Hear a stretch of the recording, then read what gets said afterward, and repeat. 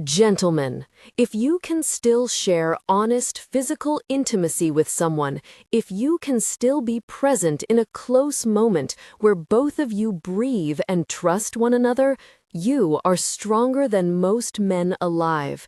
I say that as a board-certified urologist who has spent decades helping men keep their bodies healthy and their relationships intact.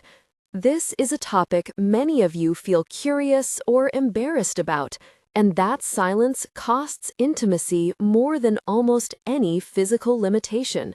I'm going to speak plainly about a specific concern I hear regularly: the medical safety and real risks of oral contact with vaginal fluids, how to think about those risks in practical terms, and what you can do tonight to reduce anxiety and protect both your health and the well-being of your partner.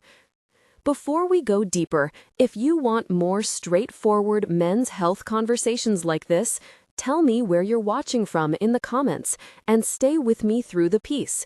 If this kind of clear, no-nonsense guidance helps, consider liking the video and subscribing for more content rooted in clinical practice.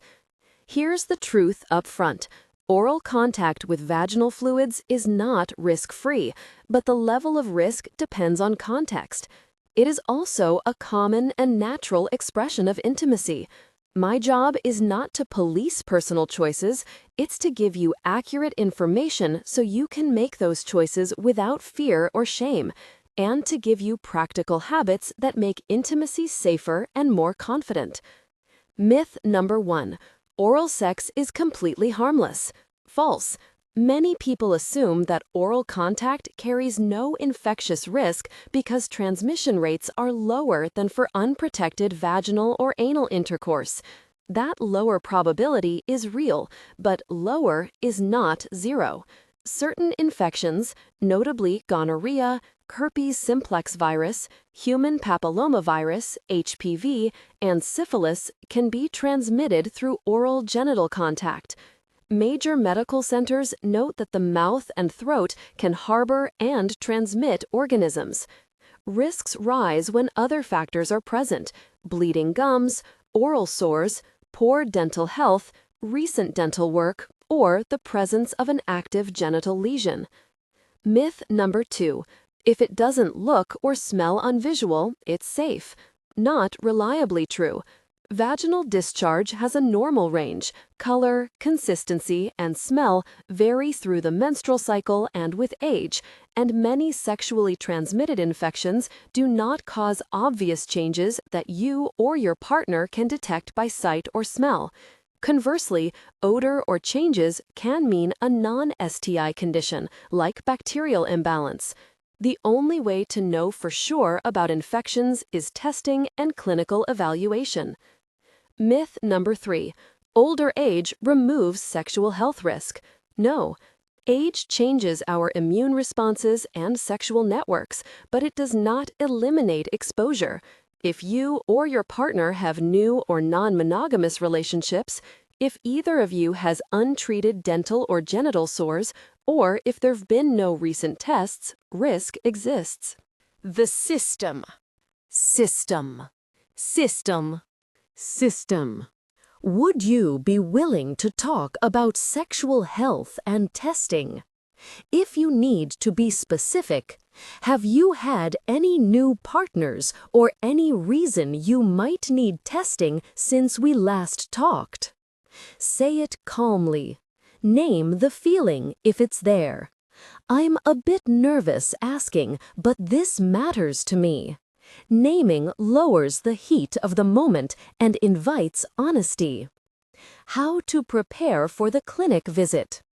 Bring a short list of symptoms, even if minor, and a brief sexual history to help the clinician assess risk.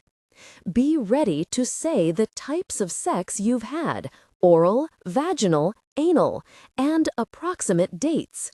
Clinicians ask these to choose the right tests. Ask what tests are being done and how long results usually take. If you want tests for specific sites, throat, genital, rectal, name them.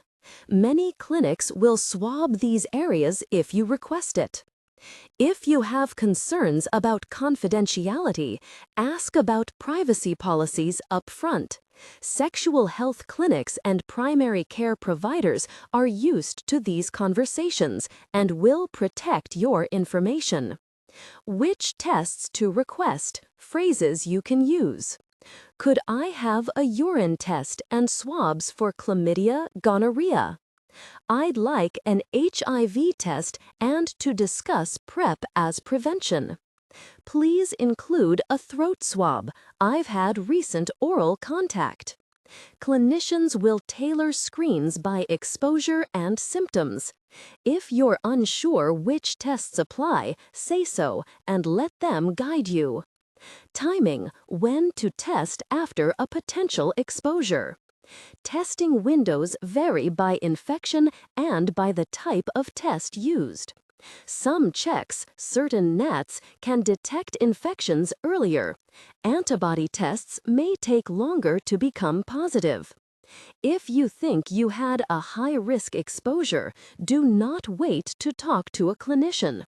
Early advice is important for time-sensitive options like post-exposure prophylaxis. If you're worried about a recent encounter, seek care promptly. Prevention tools to keep in your toolbox. Barrier methods, condoms for genital sex, condoms used as barriers for oral sex, and dental dams for oral genital contact reduce risk. They're imperfect but effective when used correctly. Vaccination. Ask your clinician about vaccines for HPV and hepatitis A/B. Both are powerful, proven preventive measures. PrEP.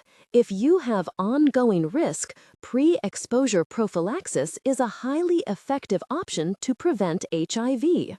Discuss whether it fits your situation. PEP. If there's a suspected high-risk exposure in the recent past, urgent medical evaluation can determine if PEP is appropriate. Timing matters.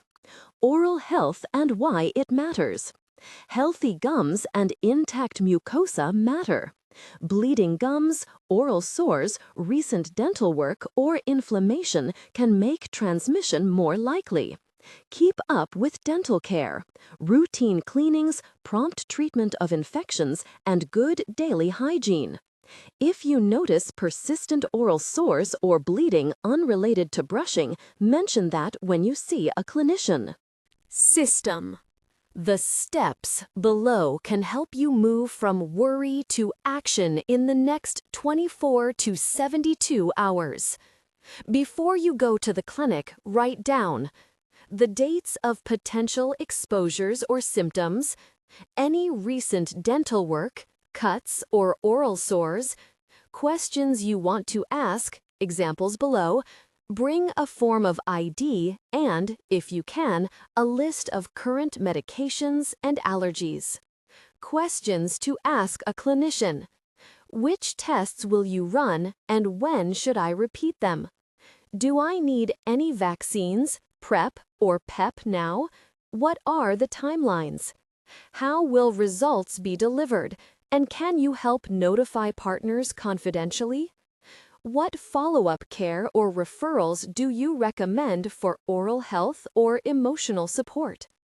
After the visit, follow the treatment or prevention plan exactly. Keep scheduled follow-ups and repeat tests as advised.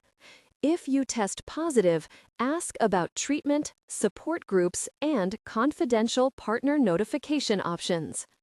If anxiety spikes while you wait, return to simple, steady actions. Breathe slowly, move your body, call a trusted friend, and keep your appointment. You're not alone in this. Health workers expect these questions and will meet you without judgment. Small, consistent steps protect your health and your relationships. Breathe, reach out, and keep moving forward.